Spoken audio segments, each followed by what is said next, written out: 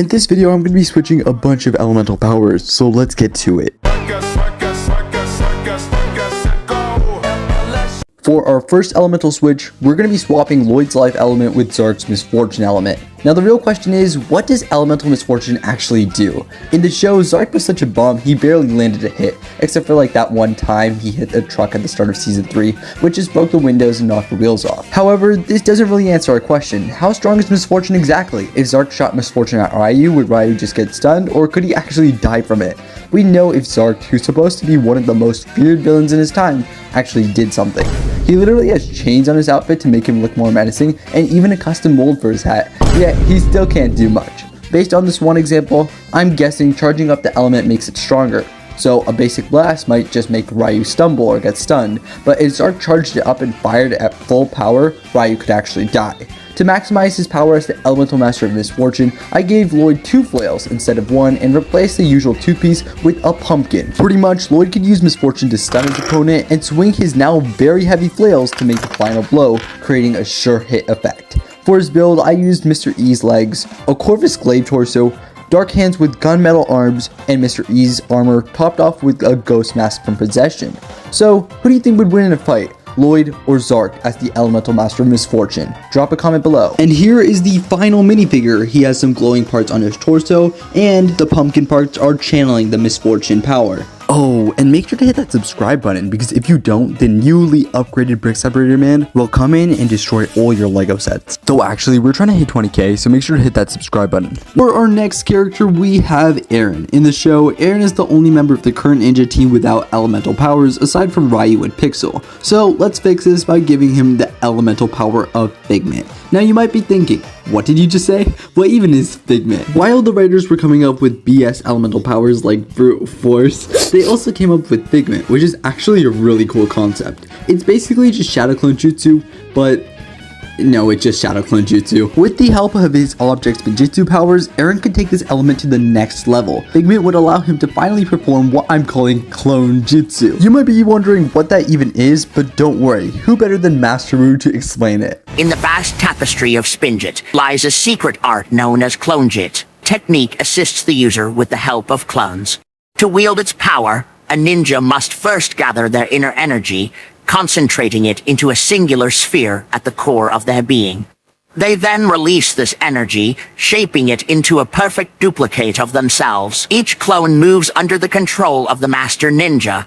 Once the clone touches its opponent, it converges into a whirlwind of Spinjitzu itself. Upon contact, their impact sends adversaries spinning uncontrollably. To pull it off, Aaron would just need to apply Object Spinjitzu right when he touches the villain, and then he could poof the clone out of existence. Overall, I think Figment would be an awesome element for Aaron. Unlike Sora's element, it could actually come in handy in every fight, and if someone destroys one of his clones, he could just always make a new one. He could send them out to scout enemy bases or take on dangerous missions while he keeps playing video games. He could literally beat a Dragonian without getting up. I don't think Aaron would even need a new minifigure for this, as his Season 3 outfit looks amazing as it is. If you like to do stop motion animation or like to voice act, we have the perfect Discord server for you. Not only does everyone give each other a bunch of animation tips and Mechabricks tips, we also post these cool collabs that you might have seen. So make sure to hit that link in the description to join our community.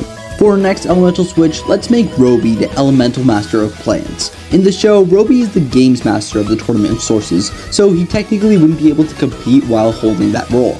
In this scenario, Bleck would be the games master instead, which I'm sure he's very happy about. The original Roby minifigure is kind of boring. LEGO gave him a plain red tunic with purple edges and the Tournament of Sources logo on the back.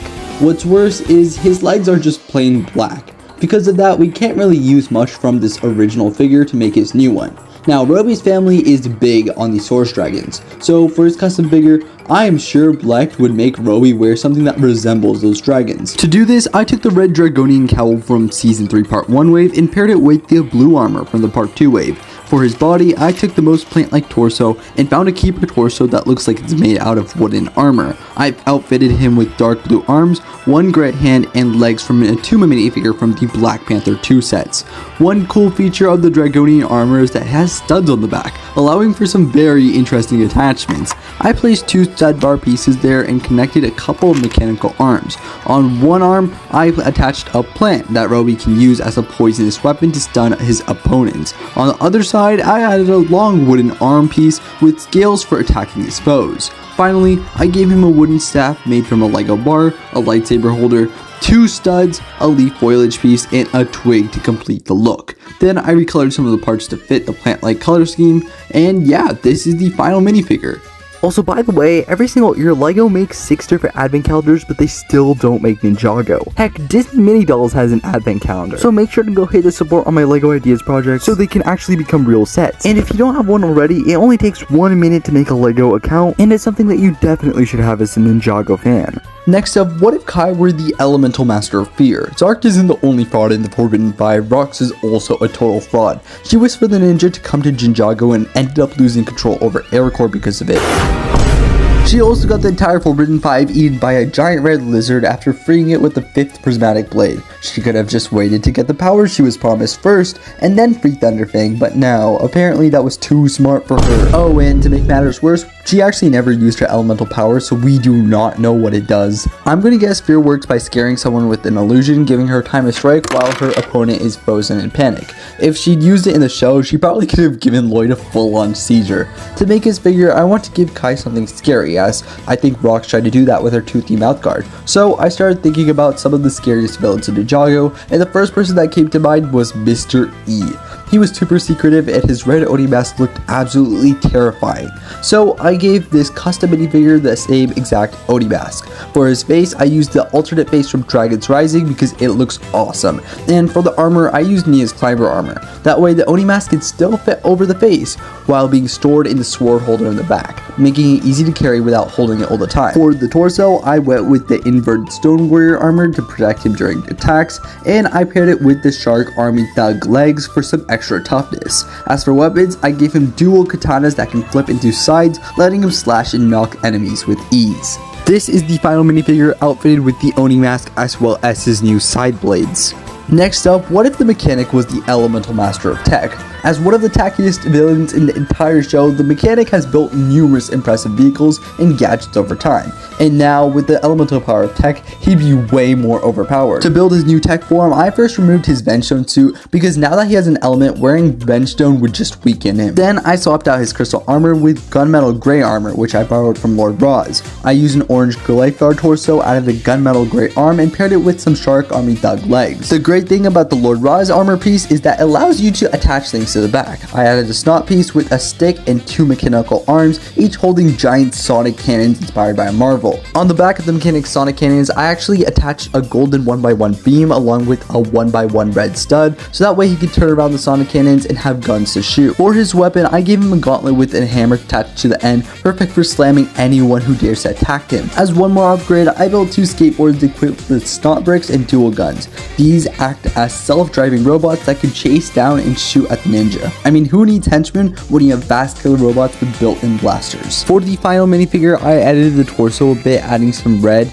to make it look like his original mechanic minifigure, and then also gave him the elemental tech power in one of his hands. I also added purple to some of his speakers, so that way they relate to the elemental tech power. For our next switch, we have Pixel, who I'm making the Elemental Master of Sound. I'm pretty sure Zane would be thrilled to finally have Pixel officially on the ninja team. No villain would stand a chance.